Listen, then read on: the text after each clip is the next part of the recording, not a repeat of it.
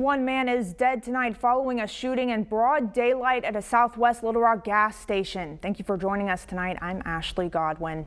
Just before noon, Little Rock police tell us they responded to a shooting at the Murphy Express on Baseline Road. There, they found 30-year-old Ernesto Olmos shot. Olmos was transported to a nearby hospital where he died from his injuries. And in an update on a story we told you last night, we now know the shooting that happened on John Barrow Road happened inside the Taco Bell around 4 a.m. 27-year-old Stephen Dillard has been arrested and charged with capital murder in the killing of a man. Police have still not released his identity. And we're still working to get more information about a shooting that happened this afternoon. It was near Little Rock's Canis Park. Little Rock police tell us it was a part of a road rage incident on I-630. Those involved got off on the nearest exit. A person from one of those cars shot a gun at people from the other car. No one is reported injured right now. And up in Conway, police are looking into a shooting that happened there just after 2 a.m. this morning. Police say a fight started the shooting, which left one person with injuries. They're expected to be okay. Police are still looking for those involved suspects who fled the scene. And we'll provide updates on those developing stories right here on THV11 and THV11.com.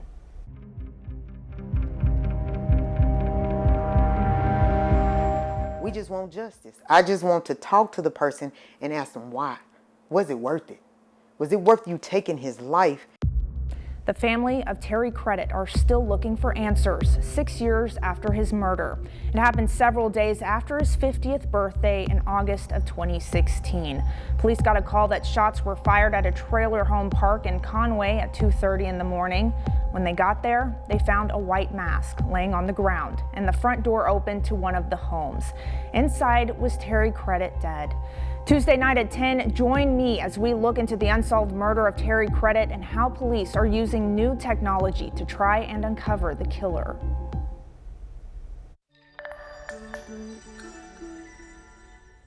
We closed out the weekend with some hot weather here in Central Arkansas. The high at Little Rock Airport was 95 degrees, and it's only going to be hotter on your Monday as you head back to work and school. At the bus stop, you'll see temperatures into the upper 60s to low 70s, 92 by lunchtime, and highs tomorrow into the mid to upper 90s. But guess what? There's more. Look at the records, all set back from 2005. We're going to be approaching record-breaking heat for Tuesday, Wednesday, Thursday. A cold front will be slicing its way through the state. That's why the temperatures will be a little bit cooler. I'll let you know what's behind that front and our next best chance of rain coming up. A new poll by Talk Business and Politics finds Arkansas Republican candidates lead races by double digits. More than 800 people participated in the survey. 43% said they would vote for incumbent Senator John Bozeman for the U.S. Senate race. 30% would vote for Democratic candidate Natalie James, 5% for Libertarian candidate Kenneth Cates, and 21% are undecided. And for the Arkansas governor, 51% said they would vote for Sarah Huckabee Sanders, 40% for Democratic candidate Chris Jones. As for Libertarian candidate Ricky Dale Harrington Jr., 2% said they would vote for him, 7% are undecided. Hispanic Heritage Month is a time to highlight the culture, contributions, and achievements of Hispanic Americans. Jalissa Garza joins us with how a group of Central Arkansas moms are working to close Spanish language barriers in education.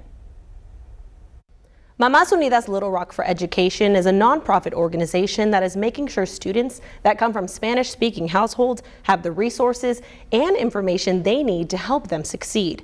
I spent time with the founding members to see their progress. Meet Maika Alvarez. She's the president of Mamás Unidas Little Rock for Education. Mamás Unidas is an organization dedicated to inform families how their children can prepare to go to college. The organization began 4 years ago, and the goal behind it, to break barriers. The barrier that Hispanic families has. Barriers that Alvarez experienced firsthand. When my son was a high school student, I was lost about how he can go to college. Alvarez found other moms experiencing the same thing. Together, they began to make a difference for their students. There is information that how the students can apply for scholarships. There is information how students can apply to college. Unlike other members, Sandra Carmona Job isn't a mom, but she knows firsthand how students feel. I was a first generation, low income. At that time, I was with DACA, so everything, when you think about barriers, I had those. Through this organization, she's able to help students who share her experience. They come back and say, thanks to you, I was able to get a full ride, or thanks to you, I got this scholarship or was accepted. Mamás Unidas hosts regular workshops to help families feel seen. We can compare applying to scholarships like cooking tamales, or maybe other crazy examples, but maybe funny, but make people think. Maria Gutierrez hopes that their work inspires the next generation to continue breaking barriers. Queremos que nuestros hijos también aprendan y también quieran hacer lo mismo que nosotros hacemos con otros. The organization says in the Hispanic household, parents are the driving force. But if they can't understand the resources given to their students, those resources are less likely to be used. Mamás Unidas hopes to continue helping families. Their next plan is to follow students from the beginning of their high school career to the end.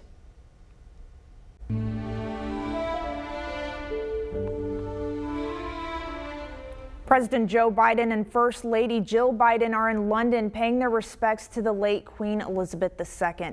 Terry Okita has the latest from London.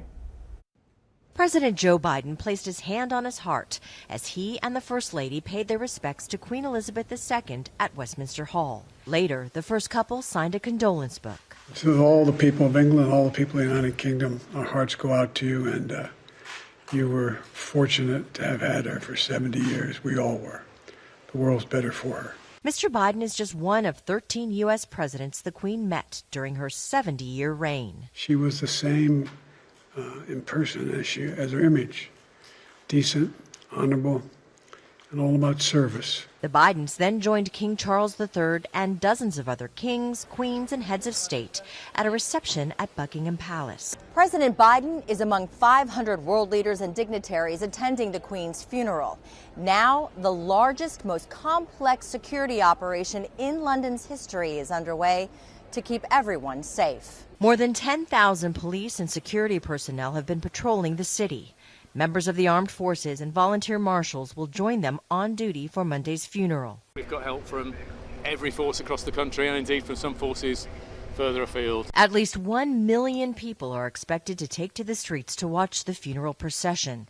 And many thousands are waiting in line overnight for the final chance to file past the Queen's coffin before the doors close early tomorrow morning. Others placed flowers outside the Queen's residences, including Windsor Castle. We felt it was a once-in-a-lifetime opportunity and also the last time we can pay our respects to the Queen. It's a chance to participate in history while honoring the only monarch many have ever known. Terry Okita, CBS News, London.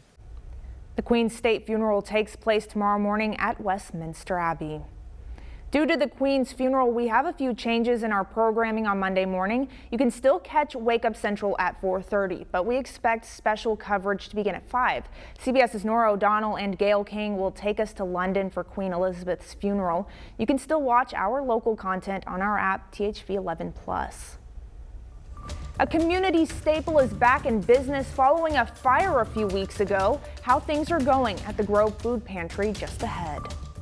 And temperatures for the new work week could soar up to triple-digit heat. Unbelievable since we're about to close out the summer season and head into fall. But there are 2 cold fronts coming up in my extended forecast. More details on that next.